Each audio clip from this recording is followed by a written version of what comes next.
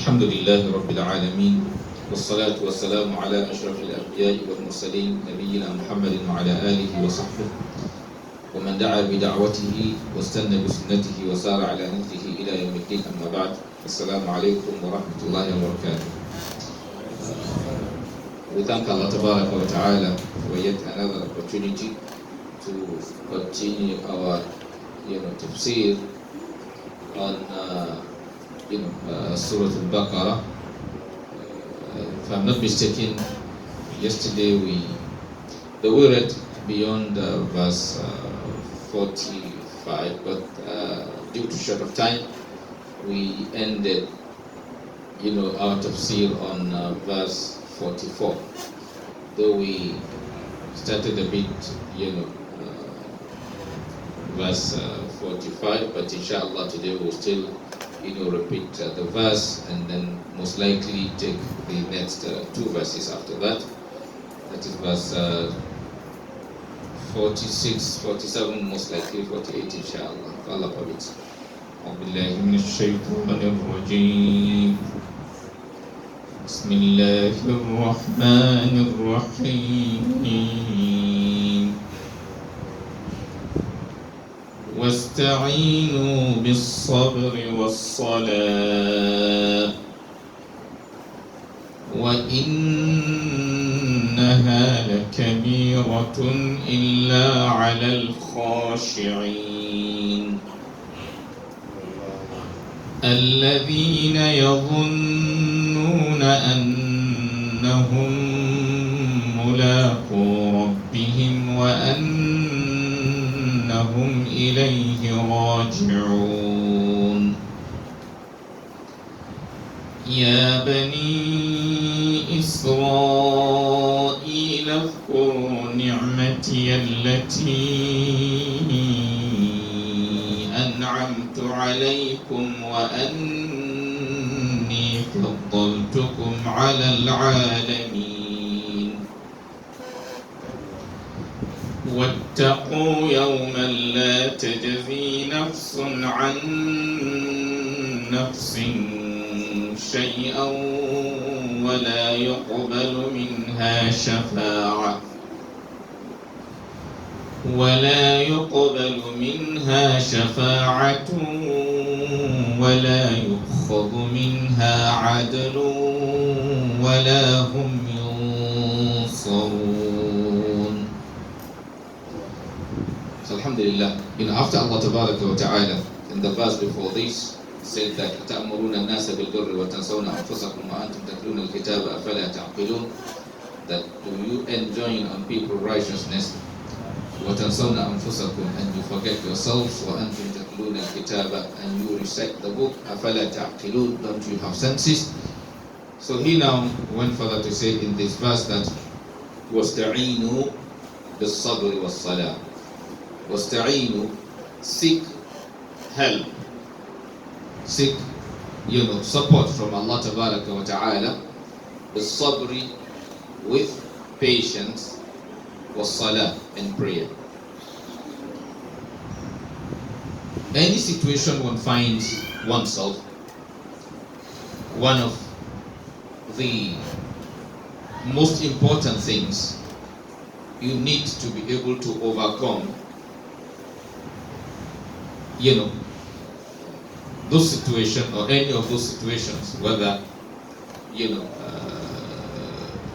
in what you like or what you don't like, is patience. So Allah Tabaraka wa Ta'ala said, وَاسْتَعِينُوا, seek Allah's help, بِالصَّبْرِ, with patience.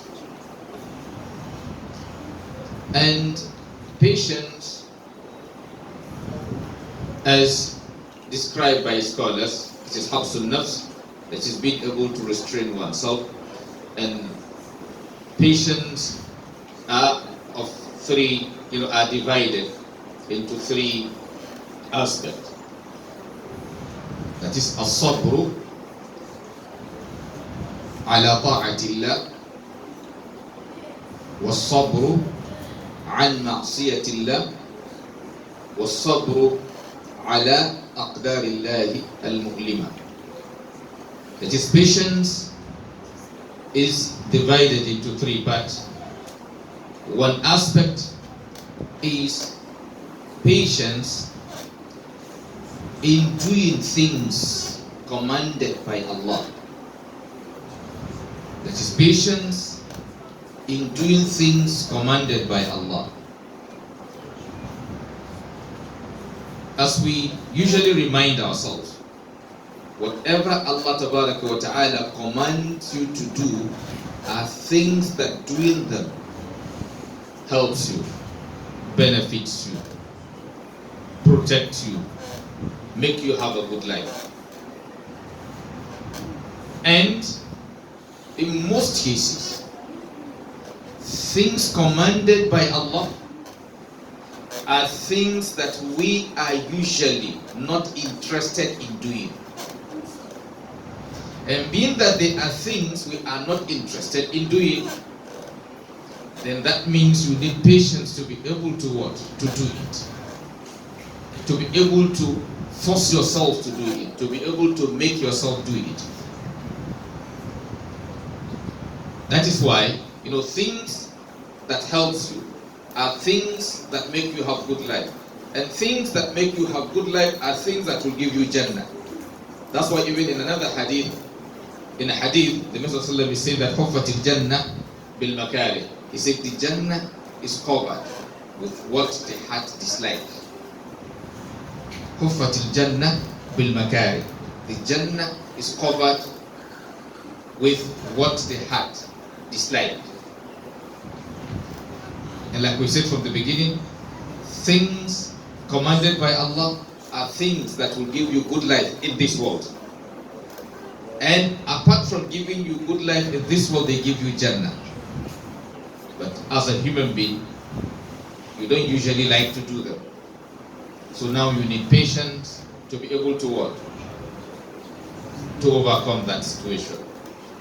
And why we say the things that will commanded by Allah are things that give you even good life, first good life in this world. Take for instance, Allah wa ta'ala commanded you to be obedient to Allah. So when you are obedient to Allah, Allah is someone that always asks you to do something, not for his own benefit, for your own, but rather for your own benefit. So he doesn't command you with things because you have something to gain from it, but rather he commands you because they are things that will help you in your life, both in this world and the hereafter. Take for instance, Allah wa ta'ala commanded us not to take any life unjustly. So if you obey that, other people's life are protected from your own harm. And when others comply by that, your own life is also protected from their own harm. Nobody will kidnap you for ransom, and you also won't kidnap anybody for ransom. Because Allah has commanded you that وَلَا تَأْكُلُوا أَمْوَالَكُمْ بَيْنَكُمْ بِالْبَاطِلِ. Do not devour, do not consume your wealth, the wealth of yourselves unjustly. Allah wa ta'ala prohibits you from stealing. Yes, if you comply, you won't steal someone's property, and another person too won't steal your own property. So Allah wa ta'ala, command us with things that yes, they give us good life, and those things in most cases are things we find it difficult complying, so we need patience to do them. As-sabru ala ta'atillah. The second aspect is as-sabru an ma'siyatillah. That is patience in avoiding things prohibited by Allah. And things prohibited by Allah are things that doing them harms you in this world and in the hereafter. Take for instance, Allah wa ta'ala, prohibits, magic. Today we are crying of ritual killings. Ritual killings has to do with what? Juju. In another way, it's like magic. They are things prohibited by Allah wa ta'ala. Allah wa ta'ala commands you not to consume intoxicants. Muslim said in the hadith that kullu muskirin khamr wa kullu khamrin haram. All intoxicants are alcohol, and all alcohol are what? haram. Like drugs. Today we are battling with drugs.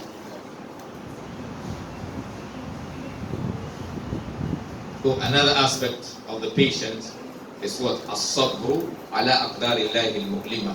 Patience in handling what Allah Tabaraka wa Ta'ala have destined for you. That is what Allah al-qadr. Sometimes, yes, you just find yourself in a situation, not by your own making. Or maybe like the state of the nation now. A child born today, he is born into the crisis. So he have no hand in the crisis. But yes, Allah have destined that yes, this is where he is going to be born. So whether there is security, no security, or maybe a child born in Ukraine, yes, he is born into a state where that he doesn't like. Or maybe as a child, maybe you are born into or born by someone you wouldn't have wished for the person to be your father, or you wouldn't have wished for her to be your mother. Take for instance, if you are given birth to by an armed robber, you wouldn't wish to have a father who is an armed robber. Like maybe like children of Abu Lahab. If they don't have hand in choosing their father, that person became their father because the person picked a lady. They decided to marry themselves and they gave back to them. So they only find themselves in that. So that is a destiny. Allah have chosen the person for the person as a father. He did not choose that person as a father. So now, as a mu'min or as a Muslim, yes, you are not allowed to replace your father's name with another person's name. So you cannot say because you don't like him as a person, or like his children now, like Abu Lahab, his children as believers, they don't like what their father is doing. But that did not give them chance to what? To replace his name with another man's name. Because Allah who chose him for them as a father knows why.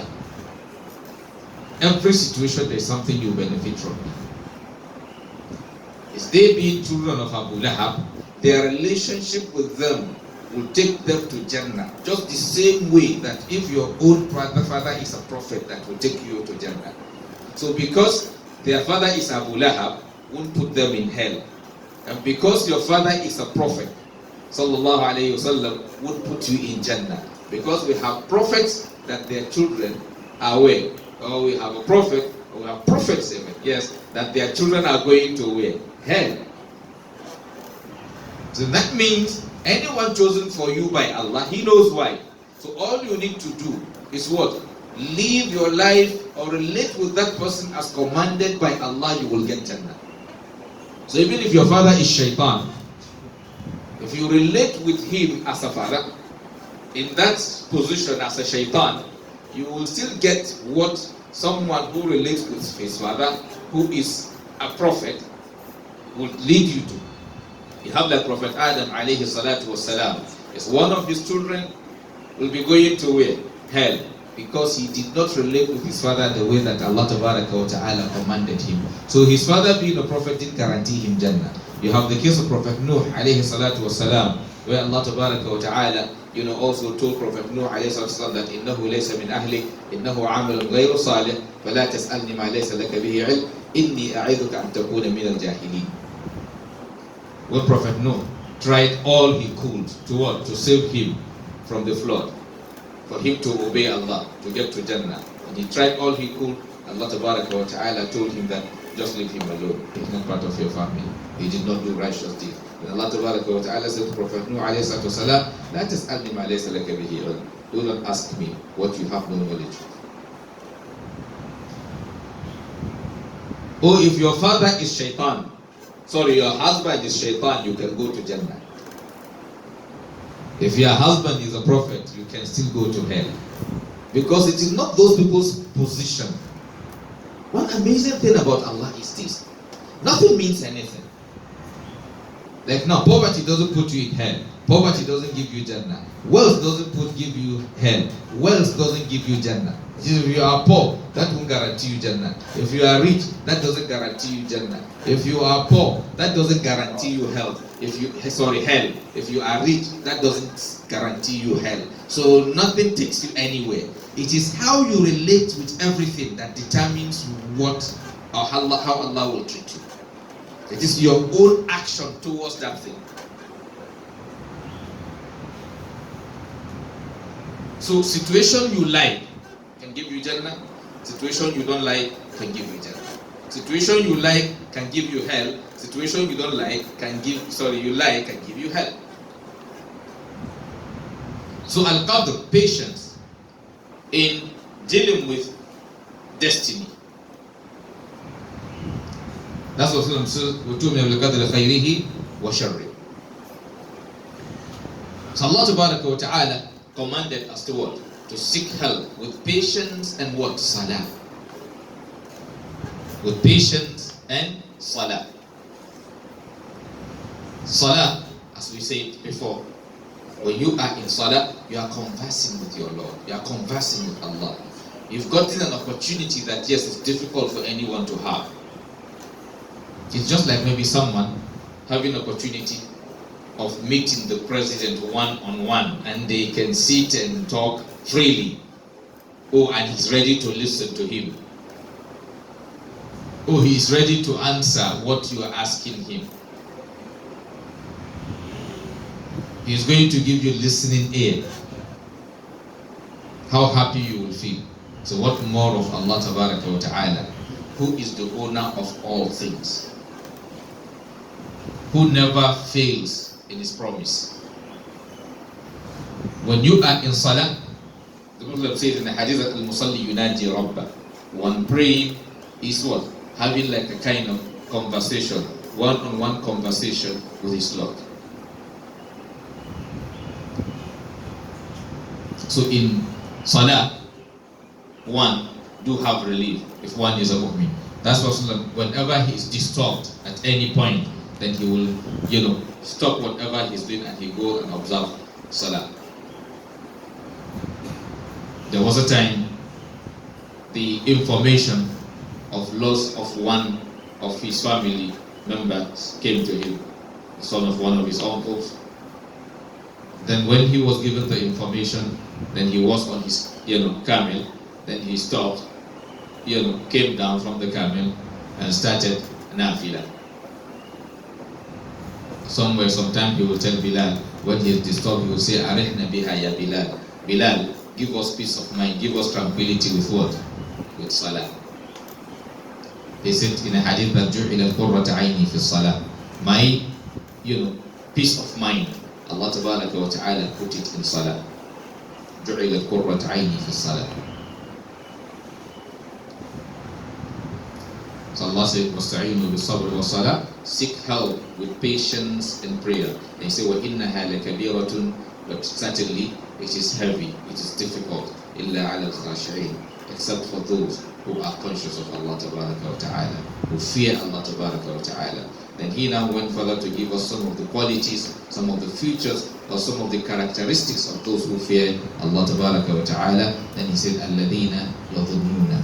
They are those who think. The word Allah Tabaraka wa Ta'ala used here, He used the word afan. That is those who think, but not thinking because they are assuming, but rather the word here actually stands as what? Those who sincerely believe. Because in Arabic, sometimes they use the word afan for something one is sure of.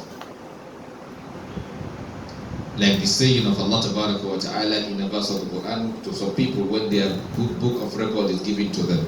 Those who were given good record, record of book that is good, they will say, Inni dhanantu anni mulakin hisabiya. I think he used the word one, that anni mulakin hisabiya. I think I will meet what? My judgment, my hisab. He is a mu'min, so he is sure of Yawm al-Hisab. He is sure of Judgment Day. So he's not doubting. So the word adhan sometime in Arabic can be used for, in places of what? Yaqeen. In places of something that one is certain of. So here Allah Tabaraka wa Ta'ala is in Alladhina, they are those yadhunnuna who are certain annahum mulaqu rabbihim, that they will meet their Lord.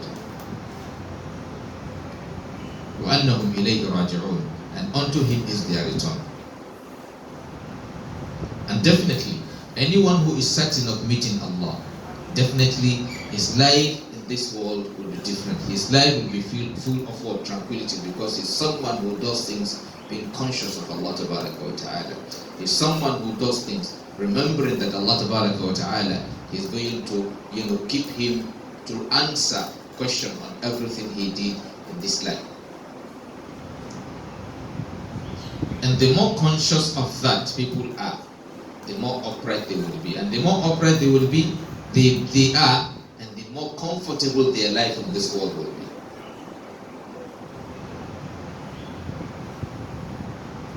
وَأَنَّهُمْ إِلَيْهِ رَاجِعُونَ. But yes, as righteous servants of Allah Ta'ala, we need to always remember that Allah Ta'ala, we are all going back to Him one day, and we need to be conscious of what we do, so that we will not come on the day of judgment, when our book of record is given to us, we will not become one of those who will be saying, Mali hadha al-kitab, what kind of book is this? La yughadiru saghiratan, that never crosses anything, no matter how minute that is, how small it is, wala kabiratan, or how big it is, illa ahsaha, except it takes cognizance of it.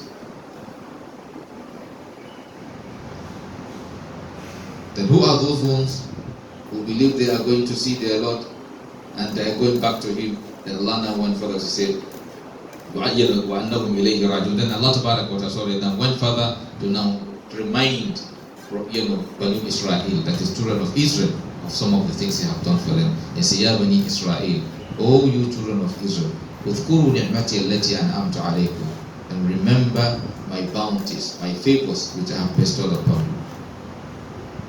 وَأَنِّي فَضَّلْتُكُمْ عَلَى الْعَالَمِينَ, and I have what? Honored you over the al-alamin, that is the mankind and jinn. Allah Ta'ala have done a lot for Banu Israel. You have a lot of prophets among them. Prophet Yaqub, Prophet Musa, Prophet Isa, and the rest of them. And so many things. And here that Allah Ta'ala says, وَأَنِّي فَضَّلْتُكُمْ عَلَى الْعَالَمِينَ, I have what? Favored you over, mankind and jinn. That is the mankind and jinn of their own time. But like in the case of the Ummah of Muhammad sallallahu alayhi wa sallam, Allah Ta'ala told us in the verse of the Quran that kuntum khayra ummatin ukhrijat linnas. Allah said you are the best of the people that has been what? Brought forth for mankind. And then He said, تَأْمُرُونَ بِالْمَعْرُوفِ, you enjoin righteousness, وَتَنْهَوْنَ عَنِ الْمُنْكَرِ, and you warn against evil, وَتُؤْمِنُونَ بِاللَّهِ, and you believe in Allah. So, Ya Bani Israel, O you children of Israel, اذكروا نعمتي التي أنعمت عليكم, remember my favors, my bounties which I have bestowed upon you, وَأَنِّي فَضَّلْتُكُمْ عَلَى الْعَالَمِينَ, and I have what? Favored you, over, man, al-alamin, that is man, the people of your time and the jinn of your time. So I think this is the last verse we read for today, and then inshallah, as usual, due to short of time, we'll end our tafsir on these few verses. Allah Ta'ala put us among those that Allah Ta'ala is saying, for Bashir Ibad, glad tidings unto my servants. He said, الَّذِينَ يَسْتَمِعُونَ الْقَوْلَ, those who listen to talk, وَيَتَّبِعُونَ أَحْسَنَهُ, and put into action the good out of it. He said, أُولَٰئِكَ الَّذِينَ هَدَاهُمُ اللَّهُ, they are those guided by Allah, وَأُولَٰئِكَ هُمْ أُولُو الْأَلْبَابِ, they are the sensible ones. Inshallah, we will pause here today. سبحانك اللهم وبحمدك نشهد أن لا إله إلا أنت نستغفرك ونتوب إليك وإلى لقاء آخر إن شاء الله.